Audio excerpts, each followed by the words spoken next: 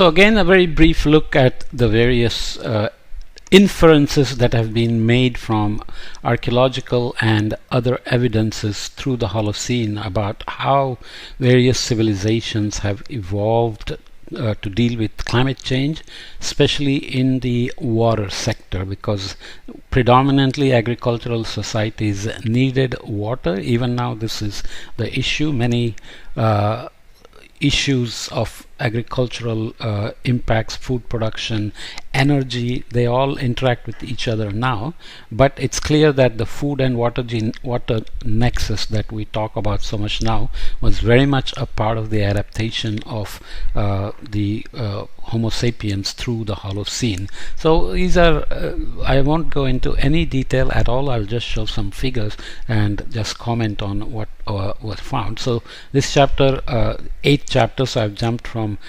introduction to the middle of the book. Climate change, Mesoamerica, and the classic Maya collapse. So we are in the Western Hemisphere looking at Central and South America, and this is just a map of Tikal. Shaded areas are reservoirs, so it just tells you how the scale is not here, but it doesn't matter so much. But various structures are here in place, and all of them have, okay, here is the scale, 100 meters. So this is about let's say a couple of kilometers this way and a kilometer or two in this direction here. And you can see some settlement kind of thing with various extensions in direction, which presumably had to do with either collecting rainwater or using natural reservoirs to do agriculture. So you cannot read the details here, but you can see many structures built. So by then people had figured out how to use the various materials to build structures, especially for building water reservoirs. And of course by the time we got to the Common Era, there were already aqueducts and various other sophisticated water supply and storage structures for dealing with water issues. This is Middle Pastoral features, excavation of a pit with ceramic fragments restored. This from chapter 9. From site A492 in Edin in Murzuk, engraved wall from Wadi Tiksatin, Mesak. So we are in the Middle East and Levant now, and detail of milking scene. So domestication of animals has had happened already. Oblique view of excavated corbalus from Wadi Beidis in Mesak, and around 7,000-year-old burial of an adult female from Takarkori in South Akekos. So the so-called sepulchral or interning and burial sites and water sites were somehow always together. Maybe the technology of digging was used similarly in both cases, but you can see that urns making potteries of various kinds had already become quite common. This is typical Wadi morphology in the Jordan area, for example, and this is a burial site here. And the idea is that people were already able to stay in the semi-arid area of, so Middle East had rivers, Tigris for example, supported life forms, and that's where agriculture evolved and spread out to other parts of the world, except maybe rice evolved somewhere else. So even now agriculture goes on in the Middle East. Israel has become very good at drip irrigation, desalination, and rainwater harvesting, and so on. And with the oil money, Saudi Arabia is doing massive amounts of desalination as well, and so on and so forth. But this region also relied on grazing Bedouins, gypsies. I should be careful with the words, but gypsies are much more recent. But essentially these wandering kind of human settlements did use animals, not just cattle, but also camels and so on and so forth, and they had sheep and goats as well, for clothes, for meat, for food, and so on and so forth. This is the human adaptation in Arabia. A little bit more sophisticated structure here. Section of the early Bronze Age wells excavated at Hili 8. This is from the Arabian region, and you can see there is one well here. Various dimensions are shown from the top and the cross section. So you can see this is 1 to 2 meters here, and this is well 2, which is I don't know how deep this is. You can look at the scale, which should be somewhere, but nonetheless silty loams and mud brick construction. So they were already able to use mud, compress it to produce some sort of a brick and build structures with them. So this is 290.4 meter above sea level. So various dimensions are giving, which I'm not going into. But essentially, even in the desert, they were able to find groundwater by digging wells and use it for building settlements in Arabia. So obviously the cycles of greening and aerification in the Middle East and North Africa has happened throughout the Holocene, but humanity has survived around the rivers but also away from the rivers by digging wells and so on. So that's adaptation over hundreds and thousands of year time scale. This is looking at test pit 9 from Masafi with Iron Age wells. So various papers are cited here that you can go and look up if you want. Okay, so I won't go into the details of sedimentary information and so on. So you can see here radiocarbon dating, microphagial samples, micromorphological cycles, and various other paleo techniques are used. Here is a kanat, which is basically a sloping structure that harvests water. So you are looking at a tunnel section here, and this is the stone slates, and then you have here a village, some kind of a palm grove, and open sedges. And I should have made a better quality cut and paste, but nonetheless, here is the water table, and they were able to use the natural topography to build water collection systems. Here is the bedrock, and they were able to support water supply to the villages or settlements. So olives were being grown already, palm were being grown already, so they were already sophisticated in terms of their food production. It was not just wheat or rice or other grains, cereals, but they had other fruits, nuts and vegetables and so on. This is the aerial view of the Iron Age irrigated area associated with Falaj al-Madam II. So again in Arabia, you can see that once they learned how to collect water, harvest water, or dig it up from a well, they were already aware that obviously natural rain is not enough to do rain-fed agriculture. So they were beginning to evolve methods of irrigation, and they were using various check dams and other structures to accomplish this irrigation. And you can see there is a channel coming in and feeding this region. You can see the vegetation, it's fairly dry here. So it's basically semi-arid desert region, but civilizations have survived in this area throughout the Holocene. So obviously they have learned how to manage water despite the very small amount of rain that they receive.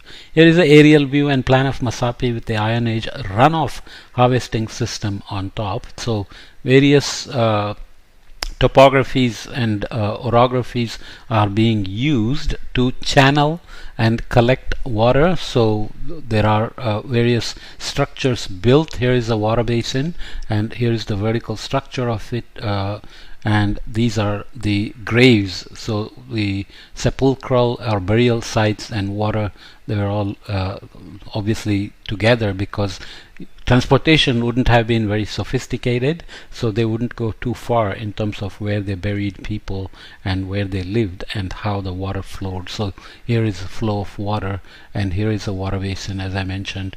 These are the subsidiary canals feeding to the primary canal here, and that's kind of the rainwater harvesting. Of course, we have to be careful because many of these things are interpretations of archaeological evidences. It's like what here nowadays about whether there was water on Mars, whether there was water on the moon, and so on. So we're looking at geologic features and trying to make conjectures about water, whether there was flowing water at some point, and so on.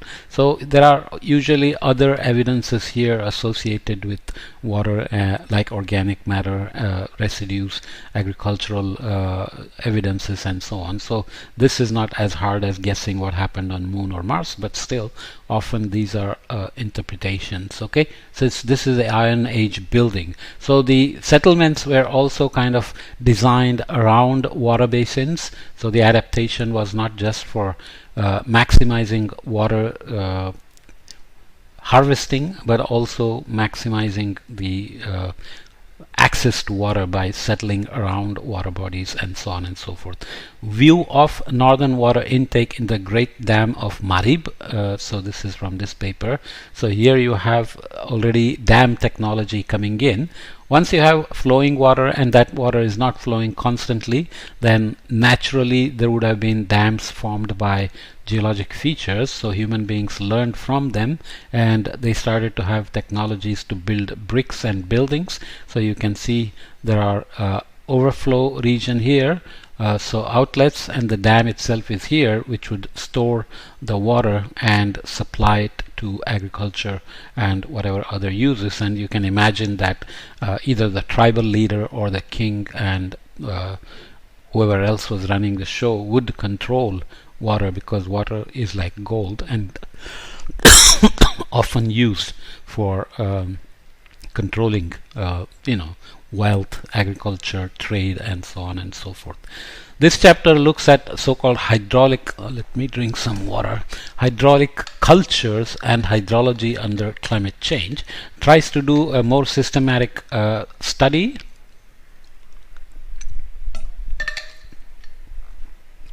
So here is the typology it's using towards an integrated and holistic research in water history.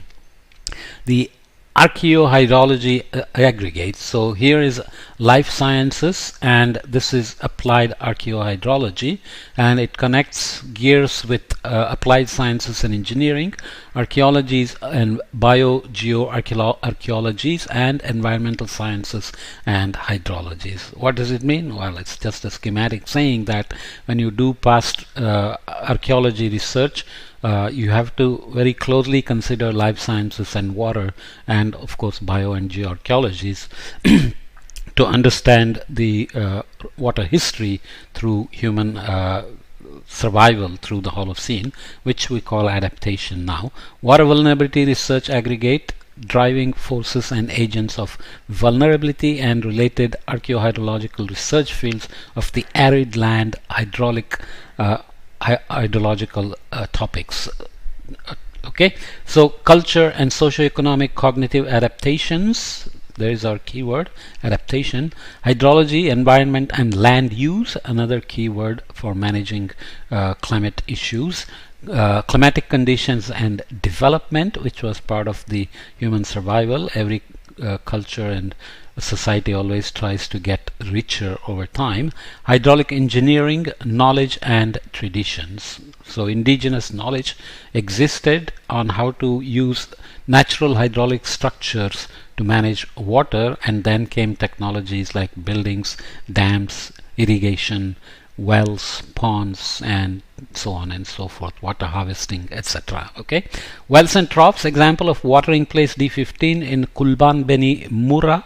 So again in the Middle East region, second half of the 5th millennium BCE, consisting of well mouth in well room with staircase, 2 canal type trough lines ending in roundish basin spaces of unknown functions as well. So interpretation is not complete, but you can see the settlements here are fairly crowded. So leaning Ashfar, fallen ashlar, I think, stone pavement, and limits of the sounding. Okay, I'm obviously being quite careless here, but you can go and read. My point is really to show how humans have managed to combine. It's not always clear what drove innovation. Tools were originally, the Paleolithic, Neolithic, Mesolithic era tools were driven by hunting, gathering, wars and conflicts and so on. And of course our expertise at building things got better with opposable thumbs. Throughout the Holocene, one would expect that as agriculture became more and more predominant, there are many technologies evolving to manage water, crops, and of course again hierarchies evolved, social hierarchies evolved, wealth increased, so there were militaries, there were wars and conflicts, so that would have also driven some innovations, because militaries now drive enormous amount of inventions for guarding against enemies and taking care of the enemy in various ways. This is a common picture in northern Arabia: bulldozed land surfaces preparing new fields, and an olive yard in the dunes sustained by drippler irrigation with water from deep wells. So you can see again that it's a very mixed kind of land use.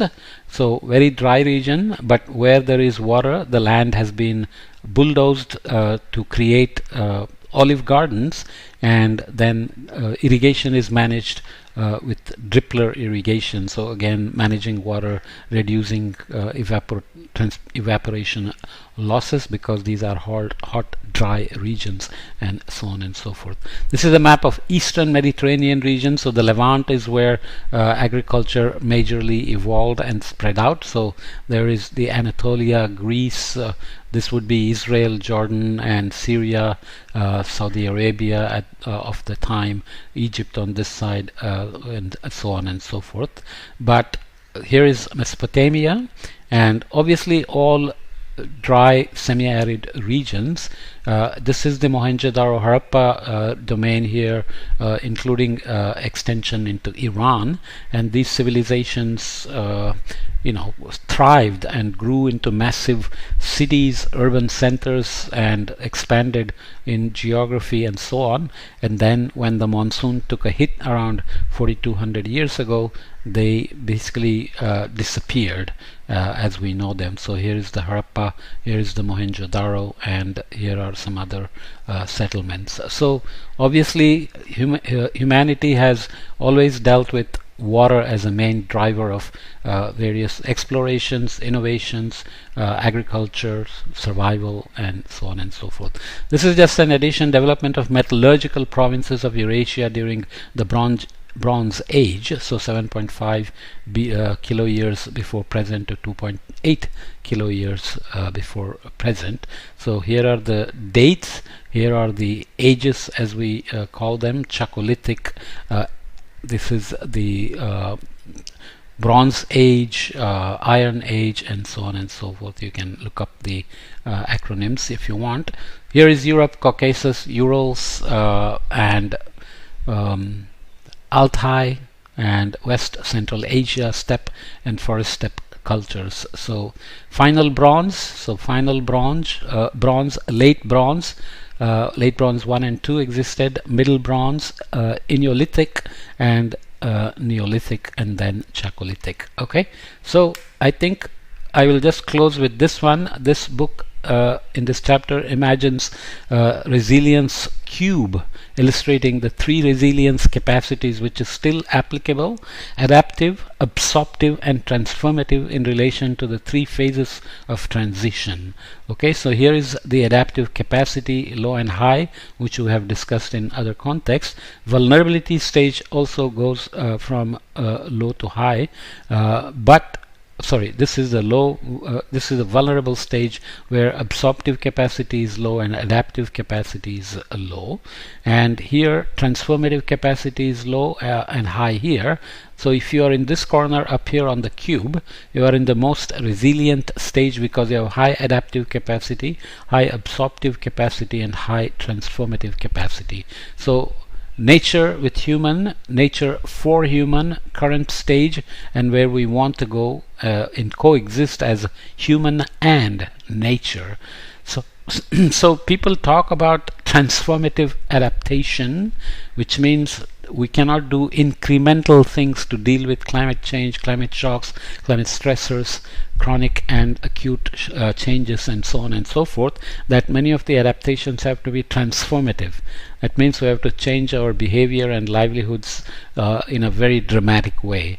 It's a good word, but it's not always clear. All the discussions we are having in this series of podcasts, in this course on adaptation principles and adaptation economics, and so on, it's all empirical. So people, it's adaptive learning, learning by doing, and so on. So transformative change can be can go all wrong if it turns out to be a maladaptation. So we have to be very careful that we are very well aware of the risk we are adapting to or transforming our existence to meet the risk that is well known. If we are not doing the right thing and the risk is not what we expected, because there is a lot of uncertainty about the future risks, then we can end up having a wrong transformative adaptation as well. Okay, so I hope this is useful just to give you a sense that throughout the Holocene, climate has changed in terms of rainfall distributions and temperatures.